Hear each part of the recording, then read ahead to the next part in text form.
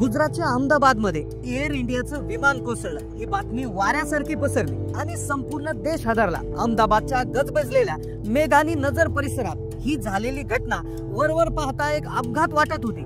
Air इंडियाचं विमान अहमदाबादहून लंडनला निघालेलं टेक ऑफ नंतर अवघ्या काही मिनिटातच कोसळलं। विमानात होते तब्बल 242 प्रवासी, ज्यात गुजरातचे माजी मुख्यमंत्री विजय रूपानी यांचाही समावेश असल्याची धक्कादायक माहिती समोर आली होती। अपघात इतका भीषण होता की विमान कोसळल्यावर परिसरातील अनेक इमारती पत्त्याच्या बंगल्याप्रमाणे कोसळल्या। मोठा स्फोट झाला। आगीचे आणि धुराचे लोट कित्येक किलोमीटरहून दिसत होते। पण या विमानासोबत नेमकं काय घडलं होतं? फक्त हा एक अपघात होता की यामागे दुसरंच काहीतरी कारण होतं? बचाव कार्य कसं झालं? आणि सगळ्यात महत्त्वाचा प्रश्न, त्या 9 मिनिटात असं काय घडलं की हसत खेळत लंडनला निघालेल्या प्रवाशांचा प्रवास मृत्यूच्या दारात संपला? आतापर्यंत या घटनेवर अनेक तर्क वितरले लावले जात होते, पण आता या अपघातामागील खरं गुपित उघड झालंय। या घटनेमागची संपूर्ण आणि खरी स्टोरी समोर आली आहे। आजच्या या व्हिडिओमध्ये आम्ही तुम्हाला सांगणार आहोत त्या विमानाच्या शेवटच्या क्षणाची कहाणी, ब्लॅक बॉक्स मधून काय समोर आलं, कोणतं धक्कादायक सत्य, त्या घटनेची पूर्ण तपास कथा जी ऐकून तुम्ही थक्क व्हाल। नमस्कार, पाहूया अहमदाबाद विमानाच्या अपघाताची संपूर्ण कहाणी। 12 जून, वेळ दुपारी 1:23 अहमदाबादच्या सरदार वल्लभभाई पटेल आंतरराष्ट्रीय विमानतळावरून एअर इंडियाच्या बोईंग 787 ड्रीमलाइनर विमानाने लंडनच्या हिथ्रो विमानतळासाठी उड्डाण केलं। विमानात 2 पायलट, 10 केबिन क्रू आणि 230 प्रवासी असे एकूण 242 जण होते। नियोजित वेळेपेक्षा उड्डाणाला थोडा उशीर झाला होता, पण सर्व काही नियंत्रणात वाटत होतं। कॅप्टन सुनीत सबरवाल यांच्या हातात विमानाची कमान होती। त्यांना तब्बल 8200 तासापेक्षा जास्त विमान अनुभवाचा एक दांडगा अनुभव होता। त्यांचे सहकारी होते फर्स्ट ऑफिसर क्लाइव्ह कुंदर, हे दोघे अनुभवी पायलट होते। विमानाचा रनवे क्रमांक 23 वरून त्यांनी यशस्वीरित्या उड्डाण केलं। सुरुवातीची काही मिनिटं सर्व काही सुरळीत होतं। विमान हळूहळू उंची गाठत होतं, पण त्यानंतर अवघ्या काही मिनिटात नियतीच्या मनात काहीतरी वेगळंच होतं। टेक ऑफ नंतर साधारण 15 मिनिटांनी 1:38 सुमारात विमानात काहीतरी गडबड असल्याची पहिली जाणीव झाली। पुढच्या क्षणी 1:31 कॅप्टन सबरवाल यांनी एअर ट्रॅफिक कंट्रोलला आपत्कालीन संदेश पाठवला। मेडे मेडे मेडे हा संदेश ऐकताच एअर ट्रॅफिक कंट्रोल मध्ये खळबळ उडाली, पण हा त्यांचा शेवटचा संदेश होता।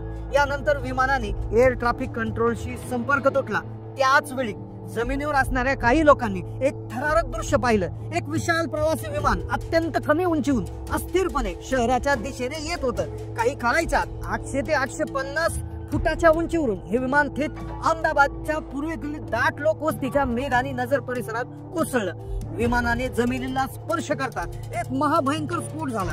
विमानाची इंधन टाकी पूर्ण भरलेली असल्यामुळे आगीने रौद्र रूप धारण केलं। मेघानी नगर हे विमानतळापासून फक्त 5 ते 6 किलोमीटर अंतरावर आहे। हा परिसर निवासी आणि व्यावसायिक इमारतींनी गजबजलेला आहे। अनेक मोठी हॉस्पिटल याच परिसरात आहे। दुर्दैवानं हे विमान थेट सिव्हिल हॉस्पिटलच्या टीबी विभागाच्या एका इमारतीवर कोसळलं।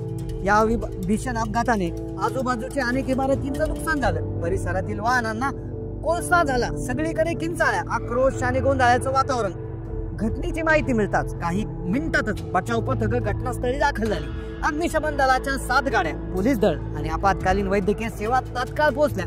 पण परिस्थिती इतकी भीषण होती की सरकारला एनडीआरएफ अर्थात राष्ट्रीय आपत्ती प्रतिसाद दलाला पाचारण करावं लागलं। गुजरातचे मुख्यमंत्री, पूर्व मुख्यमंत्री भूपेंद्र पटेल स्वतः तत्कालीन मुख्यमंत्री त्या ठिकाणी पोहोचले। केंद्रीय गृहमंत्री अमित शहा यांनी मुख्यमंत्र्याला फोन करून परिस्थितीचा तात्काळ आढावा घेतला आणि ते स्वतः तातडीने अहमदाबादकडे रवाना झाले। केंद्रीय नागरी विमान वाहतूक मंत्री राममोहन नायडू यांनी या घटनेवर दुःख व्यक्त करत बचाव कार्याला सर्वतोपरी मदत करण्याचे आदेश दिले। याच दरम्यान एक मोठी बातमी समोर आली, त्यामुळे चिंतेत आणखी भर पडली। या विमानातून गुजरातचे माजी मुख्यमंत्री विजय रूपानी हे सुद्धा प्रवास करत असल्याची माहिती मिळाली। त्यांचा एका बोर्डिंग पासही सोशल मीडिया व्हायरल झाला, ज्यामुळे संपूर्ण देशात खळबळ उडाली होती। एकीकडे बचाव कार्य सुरू होतं, तर दुसरीकडे या अपघाताच्या कारणांचा शोध घेण्यासाठी डीजीसीए अर्थात एक असं डिपार्टमेंट की जे नागरी विमान वाहतूक महासंचालन याने तपासाला सुरुवात केली होती। अशा प्रकारे कोणत्याही शहरामध्ये एखाद्या विमानाचा क्रॅश होणे, त्याचा अपघात होणं ही गोष्ट खरं तर खूप धक्कादायक होती। सुरुवातीला असं वाटलं की काहीतरी तांत्रिक बिघाड हेच कारण सांगितलं जात होतं, पण प्रश्न होता जगातल्या सर्वात सुरक्षित मानले जाणाऱ्या बोईंग ड्रीमलायनर सारख्या विमानात इतका मोठा तांत्रिक बिघाड कसा होऊ शकतो? आता संपूर्ण नागरिकांमध्ये भीतीची लाट पसरली. जे विमानाने प्रवास करताय त्यांच्यामध्ये भीतीची लाट पसरली. कारण नेमकं काय आहे हे उघड झाल्याशिवाय लोक आता विमानात बसता की नाही हा महत्वाचा प्रश्न निर्माण होत आहे. या भीषण दुर्घटनेत प्राण गमावलेल्या सर्व प्रवाशांना, क्रू मेंबर्सला आणि नागरिकांना आमची भावपूर्ण श्रद्धांजली. या विमान अपघाताबद्दल, त्यामागे उघड झालेल्या सत्याबद्दल तुम्हाला काय वाटतं? तुमच्या प्रतिक्रिया आम्हाला कमेंट करून नक्की सांगा. धन्यवाद.